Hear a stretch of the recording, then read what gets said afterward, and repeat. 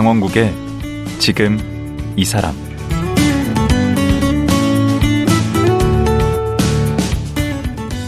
안녕하세요. 강원국입니다. 개인들은 일기라는 형태로, 국가나 사회는 백서나 문서 같은 공적 양식으로 많은 기록을 남깁니다. 우리는 이런 기록을 통해 과거의 모습을 살피고 같은 실수를 반복하지 않을 수 있으며 큰 사고나 사건을 예방할 수 있는데요. 이런 기록의 가치를 알고 우리나라 최초로 기록을 학문으로 연구하신 분이 있습니다. 국내 1호 기록학자 명지대의 김익환 교수인데요. 오늘은 멀게만 느껴지는, 하지만 알고 보면 우리의 삶과 밀접한 기록, 그리고 기록학에 대해 자세히 얘기 나눠보겠습니다.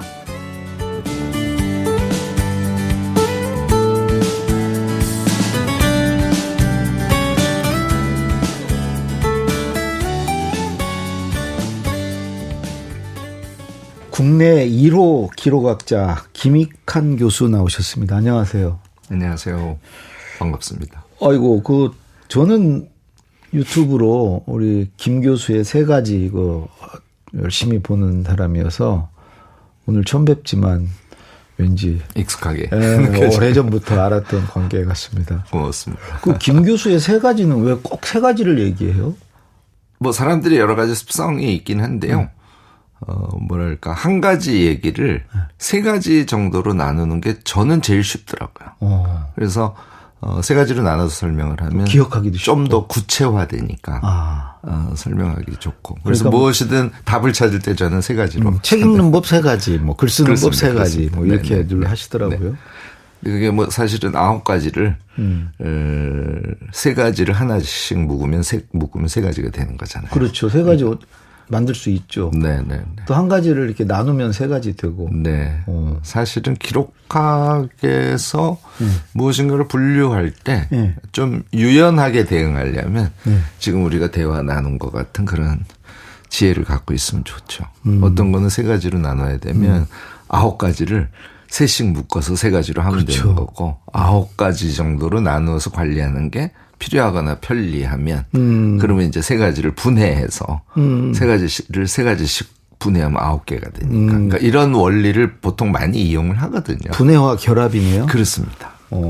이것도 일종의 이제 방금 말씀하신 대로 이제 그 기록과 좀 관련이 있을 텐데, 아니 국내 1호 기록학자라고 지금 되어 있는데 이 기록학이라는 분야가 따로 있는 겁니까? 학문 분야가? 네, 특히 유럽 같으면 이제 보통 근대 사회가 만들어지면서 학문의 분과가 생기기 시작하지 않습니까? 아예 그때부터 아카이브 학이라는 그러니까 오래된 가치 있는 기록을 잘 관리해서 사람들이 그것을 이용할 수 있게 만드는 그런 학문이, 유럽은 지금 역사로 보면 한 350년 정도 봐야 될 거고요. 그 다음에 미국만 하더라도, 1차 세계대전 직후부터는 이 기록을 관리하는 것에 미국 사회가 굉장히 큰 관심을 보이고, 대학에 이제 레코드 매니지먼트, 그러니까 기록 관리죠. 를 관리하는 그런 전문이 생기기도 하고. 그러니까 미국도 지금 100년이 됐어요.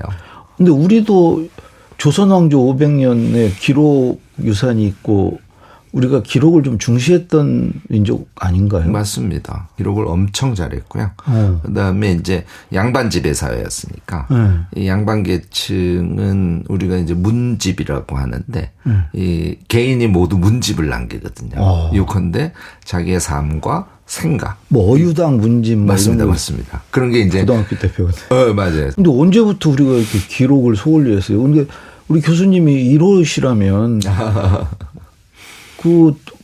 뭔가 언제부턴가 이게 좀 아무래도 공백이 있는 것 같은데. 네, 한국 사회는 그러니까 구한말 일제 때 이때가 기록뿐만이 아니라 우리의 일상의 문화에서부터 시작해서 경제 모든 것이 이제 한 번에 큰 단절을 겪죠, 역사적으로. 그러니까 우리식의 것은 단절되어 버리고 일본식의 것은 어설프게 들어오고 그래서 일제 때도 사실 일본식의 기록 관리가 한국에 잘 이식돼서 한국에서 나름대로 뭐 일본식이라도 성장을 할 수 있었냐 그러면 그렇지도 않거든요. 거기서 명맥이 끊겼구나. 끊겨버리죠. 그리고 이제 그 이후에 다시 미군정 들어오고 미국식 문화가 한국 사회에 확 밀려 들어오고 이러면서 좀 뭐라 그래야 되나 우리 전통은 좀 끊겨버리고 또 이게 이제 권위주의 시대를 겪게 되잖아요. 그러니까 아마 강 작가님도 경험하셨을 것 같은데 좀 뭐랄까 세상에 대해서 비판적인 친구의 전화번호는 적어서 외우고 걔를 씹어먹어서 남기죠. 이런 시대도 있었기 때문에 사실 기록을 적극적으로 남기는 게 문화적으로 한국 사회는 결국은 뭐 한 80년대까지만 해도 그렇게 아까 씹어먹는다는 그 운동권에서 네. 하는 거 아닙니까? 맞습니다. 그게 반대로 또 권력자들이 권위주의 권력자들이 또 이제 기록을 안 남겼겠죠. 다음 사람들이 와서 자기 걸 네. 들여다보면 안 되니까. 근데 그 기록학 그 전공 학과가 대학에들 있습니까? 현재 한국에는 굉장히 많아졌어요. 그래서 제가 속해 있는 명지대학교의 경우에는 아예 그것이 이제 보통 뭐 일반 대학원이나 특수대학원에서 하는데 저희는 의대나 법대처럼 전문 대학원을 아예 설립을 해서 적극적으로 하는 대학도 있고요. 그 이외에 뭐 국립대학들도 많이 합니다. 서울대 뭐 이런데 기록학 협동고 과정이라고 대학원 전공으로 하고 있고요. 대학원에. 네네. 그러면 그런 그 대학원 과정을 만든 것도 우리 김익헌 교수님이 최초였나요? 뭐 본격적으로 만든 것은 제가 최초라고 얘기해도 될 것 같은데 좀 부끄럽긴 하네요. 언제쯤이죠? 명지대학교에 만들어져서 시행이 된 게 2000년이고요. 2000년. 좀 역사가 길지 않구나. 네, 길지 않습니다. 역사가. 그게 2000년이란 시점이 네. 우리 김 교수님이 시작을 해서 2000년입니까? 2000년에 어떤 그 무슨 그게 계기가 됐던 뭐가 있습니까?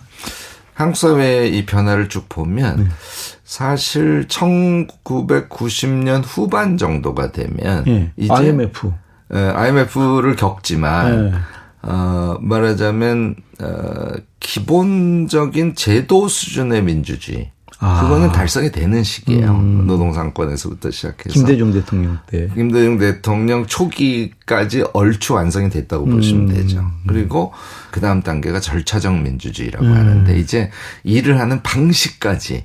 제도적 민주주의에서 이제 절차적 민주주의로. 그러니까 권리로서의 민주주의가 이제는 어떤 업무 행위 문화로서의 민주주의랄까 그런 게 시작되는 시기가 김대중 대통령 시기부터예요.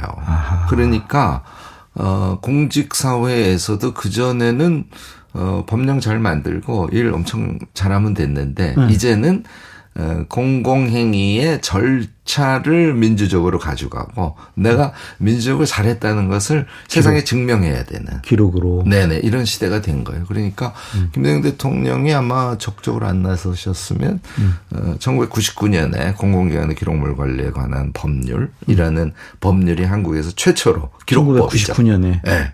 99년 1월에 국회를 통과해요. 시행은 2000년 1월 1일부터 시행이 되고. 거기에도 관여를 하셨나요? 아무래도 이제 그 조문 만들고 하는데 같이 직접 참여해서. 선구자시네. 아닙니다. 기록 관리에. 그러니까 그게 저희 같은 사람들이 한국에 이제 기록 관리 제대로 해야 되겠다라고 마음을 먹은 것은 아까 말씀드린 대로 한국 사회가 그런 시대적 변화를 하고 있었던 거예요. 그러니까 민주주의하고도 관련이 있네요. 기록 관리라는 게.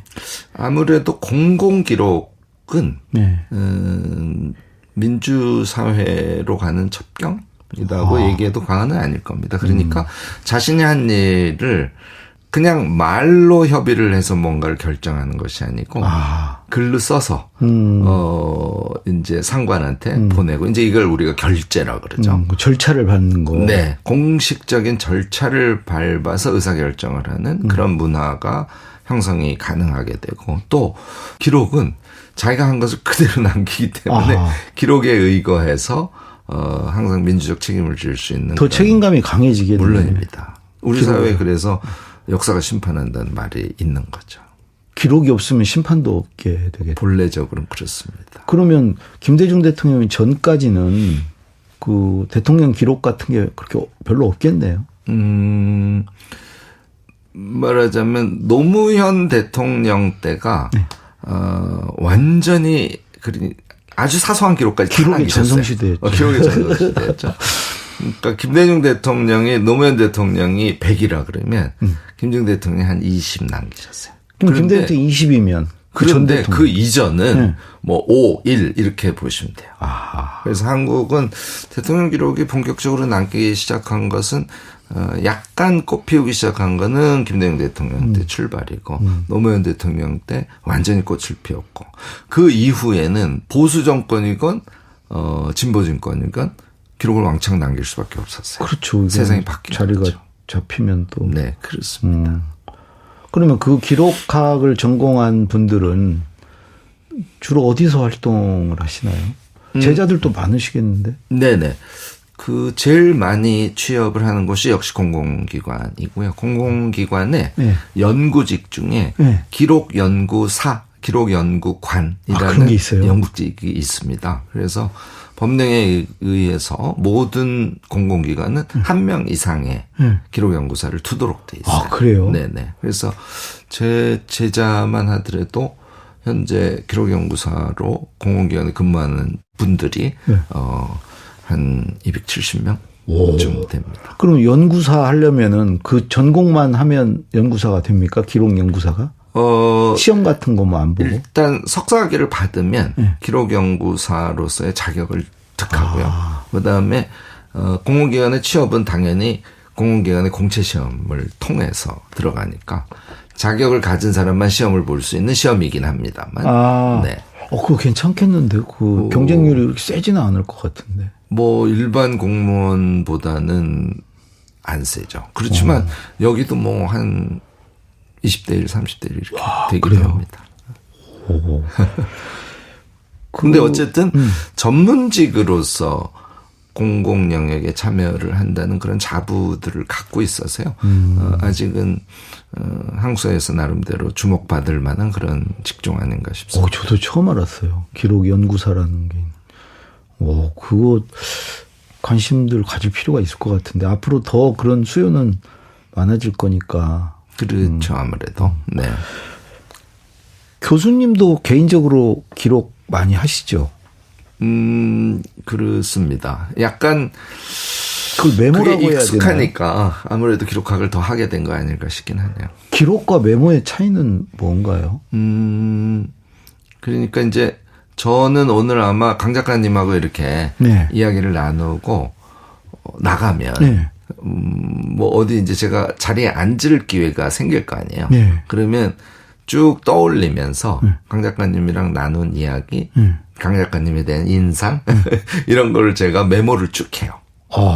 그래서 거기에 이제 제가 메모 수첩이 다이어리를 들고 다니는데 거기에다가 이제 이렇게 메모를 해두죠 항상. 그리고 또 이제 시간이 좀 나면 제가 오늘 하루 메모한 거를 보고 그 중에서 이거는 내가 이런 해석이 가능하네. 또는 이거는 나에게 큰 지혜네. 라고 다시 한번 떠올리면서 이번에는 조금 정리된 상태로 걔를 남겨요. 그게 기록이군요. 그렇습니다. 메모가 기록으로 그렇습니다. 승화되는 거네. 요컨대 엑기스. 기록이고 그것의 리소스가 되는 거 원자료가 되는 거는 좀 메모라고 보셔도 될 것 같고 걔를 좀 정제해서 의미체로 만들면 그것이 기록이다. 큰 개념은 그렇게 보면 될 것 같고요. 그거 왜 그렇게 하세요? 몇 가지 이유가 있는데 우선 두 가지만 좀 말씀을 드리면 하나 세 가지로 해주시죠. 세 가지 물론 우선 하나는요. 기록을 안 하고 하루를 보내면 조금 소모해버리는 느낌을 받아요. 휴발돼 버리는구나. 그렇습니다. 그런데 그날 내가 한 일을 기록을 하고 그러니까 메모를 먼저 했겠죠. 그리고 이제 그것을 정제된 기록으로 이거 참 가치 있었어. 이렇게 하면 메모하고 기록하는 사이에 요 기억들이 머릿속에 각인이 돼요. 붙잡아 두는 거네. 그 그렇습니다. 시간들을. 그래서 굉장히 선명하게 기억에 남습니다. 그러니까 소모해버린 시간들이 아니라 나에게 뭔가 누적된 시간? 이런 느낌을 줘요. 그거를 어디다 써먹으려고 기억을 해요? 결국은 하루를 보내면서 자기 머릿속에 지혜나 지식으로 남는 것을 정리해서 그것을 뇌에 각인시키는 행위. 이거는 우리에게 정말 엄청난 기쁨을 줍니다. 그래서 그게 이제 첫 번째 제가 기록을 하는 이유고요. 또 하나는 그것의 역방향일 수도 있긴 한데 하여튼 우리가 아침에 일어나면 보통 오늘 이렇게 해야지 하고 생각으로 계획을 세우는 사람도 있죠. 그런데 보통은 다이어리에다가 하루에 큰 일정 같은 걸 쓰는 그러니까 소위 플래닝이라는 걸 하는 분들이 많으시거든요. 저도 해요, 그거는. 그러니까 그걸 쓰다가 점심엔 이걸 먹어야지. 이렇게 생각하고 뭘 썼어요. 근데 점심에 그걸 먹었어. 그러면 내가 먹고 싶었던 걸 먹었네. 이렇게 되잖아요. 이게 이제 인생의 주관자라는 거예요. 주관자. 내가 주도하는 거예요. 네. 내가 그냥 정신없이 하루를 보내는 것이 아니고 내가 나의 계획을 세우고 계획을 세우고 실행하고 계획을 세운 걸 또 중간중간 쳐다보고 이게 이제 기록이 하는 굉장히 중요한 역할 중에 하나거든요. 그래서 우리가 우리의 삶을 기록하면 제가 저의 삶을 기록하는 또 하나의 이유는 제 삶의 주관자가 되기 위해서 뭐 이런 것일 수 있을 것 같아요. 세 번째도 있을 수 있어요. 아까도 말씀드렸듯이 이 기록이라는 것은 우리를 지식, 지혜 그러니까 너무너무 지혜로운 사람으로 만들어주거든요. 그 기록의 양이 많을수록 그렇습니다. 지식도 많고 지혜롭게 되겠네요. 네, 그게 이제 저는 그래서 기록을 하면 머리에 기억된다라는 표현보다 좀 더 강하게 하기 위해서 세포에 기억된다 이렇게 표현을 합니다. 기록이 우리에게 주는 최종적인 선물은 몸에 아로 새겨지는군요. 그렇습니다. 우리 세포에 우리의 감정, 우리의 생각, 아이디어, 우리의 지식, 또는 우리의 어떤 통찰 그 모두를 이렇게 세포에 간직되게 해주는 그런 결정적인 역할을 하는 게 기록이다. 그래서 기록형 인간이라는 용어를 제가 써요. 기록형 인간이 되면 우리는 우리의 삶을 주관하고 풍부하게 느낌과 동시에 지적으로도 아주 충만해지는 그런 인생을 살 수 있습니다. 이렇게 제가 강조를 하죠. 얘가 국가도 똑같아요. 이 얘기 들으면은 정말 그동안 메모 기록 안 했던 분들은 헛사신 거네. 지금이라도 시작하시기를 그래서 꼭 권합니다. 그 교수님은 언제부터 그런 걸 깨닫거나 아니면 관심을 갖기 시작한 건가요? 제가 이게 좀 자랑같이 여기 자랑하셔도 돼요. 여기는 좀 다들 자랑하고 가세요. 그래요? 네. 근데 사실 저는 되게 우연한 기회이긴 했는데 제가 이제 79년에 대학에 들어갔어요. 그러니까 대학 1학년, 2학년 때가 박정희 대통령 사망하고 그다음에 제가 2학년 때는 서울의 봄이라고 뭐 저를 포함해서 모두가 민주주의 하겠다고 그렇죠. 그 서울의 봄 시절이죠. 그다음에 5월 달 광주민주항쟁 그래서 엄청나게 많은 사람들이 죽고 지금 대학은 서울대학 얘기를 하시는 거죠? 서울대학에 다니신 거죠? 네. 학부는 서울대학 국사학과 출신인데요. 거기 원래 데모 많이 하는 곳이죠. 그래서 1, 2학년 때 뭐 공부를 할 수 없는 시절이었고 그러다가 이제 군대를 갔어요. 그래서 제대를 83년 5월에 했는데 그 5월에서 9월 복학할 때까지 3달이 남았는데 공부를 한 적이 없죠. 근데 제가 사실 대학에 간 이유가 역사학을 하려고 대학에 갈 정도로 제가 역사학에 대한 동경이 엄청 강한 젊은이였어요. 그런 분들 많죠. 꽤 있죠. 그리고 제가 고등학교 1학년 때 저한테 영향을 미친 또 문예반 반장 선배님이 계셔서 그분 영향으로 저는 정말 강렬했거든요. 그런데 대학 1, 2학년 때 거리에서 시간을 보내느라 역사 공부는 못한 거죠.